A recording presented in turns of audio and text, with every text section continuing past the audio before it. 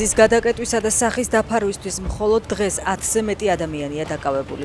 ქუჩაში დააკავეს ჟურნალისტი ვახო სანაია, გზიდან აიყვანეს დედის საფლავზე მიმავალი ოპოზიციონერი ლაშა ჩხარტიშვილი.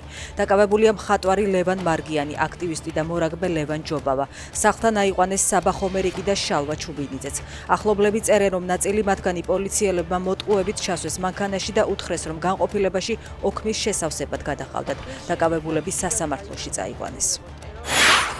პროტესტის მონაწილეების წინააღმდეგ ამოქმედებული კანონების მიუხედავად რუსთაველის გამზირის გადაკეტვა დღესაც იგეგმება.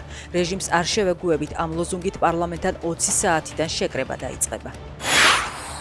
გერმანიის ელჩის გაწვევა საქართველოს პრორუს პრემიერ-მინისტრ კობახიძესა და პეტერ ფიშერს შორის ხანგრძლივი ესკალაციის კულმინაციაა, წერს გამოცემა შპიგელი. გერმანიის ელჩი გერმანიამ კონსულტაციებისთვის გამოიძახა, მიზეზად დიპლომატზე ოცნების მუდმივი თავდასხმები დასახელდა. ლუვრიდან სამკაულები მოიპარეს, მუზეუმი დროებით დაიხურა. საფრანგეთის კულტურის მინისტრის ინფორმაციით დანაშაული დღეს დილით მოხდა. ადგილზე საგამოძიებო მოქმედებები მიმდინარეობს.